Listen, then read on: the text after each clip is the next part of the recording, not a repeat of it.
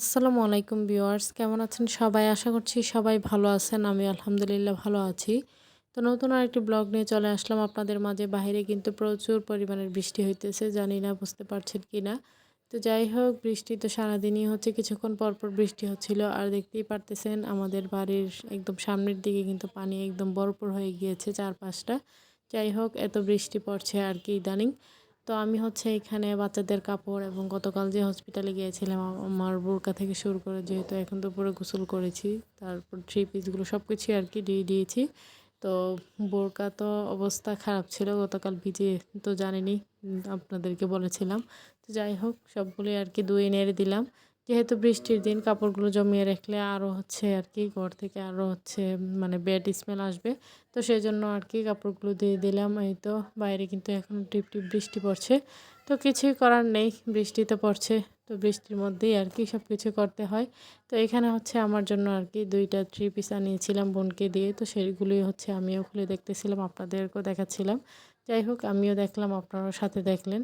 তো সেগুলোই আর কি দেখতেছিলাম যে কেমন হয়েছে। তো আপনারা দেখে অবশ্যই কমেন্ট করে জানাবেন আসলে থ্রি পিসগুলো কেমন হয়েছে। তো যাই হোক, সবার কাছে আমার ছোট্ট একটি রিকোয়েস্ট, কেউ স্কিপ করবেন না, পুরো ভিডিওটি দেখে নেবেন। ভিডিওর কোনো অংশ দেখে যদি আপনাদের ভালো লেগে থাকে লাইক কমেন্ট শেয়ার করে দিবেন। আমার ছোট্ট চ্যানেলটিকে সাবস্ক্রাইব করে বেল আইকনটি বাজিয়ে দিবেন। তো থ্রি পিসগুলো আমি আর খুলে দেখালাম না, যেহেতু বাচ্চারা অসুস্থ, ওরা হচ্ছে ওদেরকে নিয়ে আবার হচ্ছে আর কি মানে ওদের কান্নাকাটি সব কিছু মিলিয়ে। তো বিকেল দিকে হচ্ছে আর কি গ্রামের দিকে কিন্তু বৃষ্টি হলে বিকেলে আর হচ্ছে এই যে আন্তার যে মাছগুলো তরতাজা একদম ফ্রেশ মাছগুলো, তো সেগুলো পাওয়া যায়।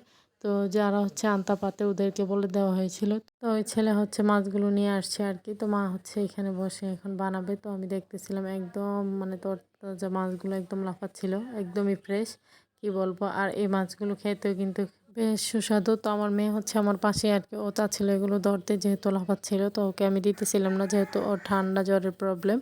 তো এমনিতেই ও হচ্ছে সারাদিনই হাঁচি দিতেছিল আর কি। যাই হোক, এরপর আর কি সন্ধ্যাবেলা মা আমি বসে আছে এখানে আর কি ব্রেড দিয়ে চা খেতেছিলাম, যেহেতু ঠান্ডা সমস্যা সবারই। তো মেয়ের জন্য হচ্ছে তার মামা এখানে ওর পছন্দের কিছু মজা নিয়ে আসছে, যেহেতু ছোটো ভাই হচ্ছে বিকেল দিকে আর কি টাউনে গিয়েছিল। তো সে গিয়ে হচ্ছে তার বাগনির পছন্দের ডোনাট নিয়ে আসছে। সেই সাথে হচ্ছে ওর জন্য আর কি কিন্ডার জয়, যেটাকে ও হচ্ছে দোলনা মোজা বলে থাকে, কিন্ডার জয়, ললিপপ, ওর পছন্দের কিছু চকলেট সেগুলি নিয়ে আসছে আর কি। সে তো এগুলো পেয়ে খুব খুশি।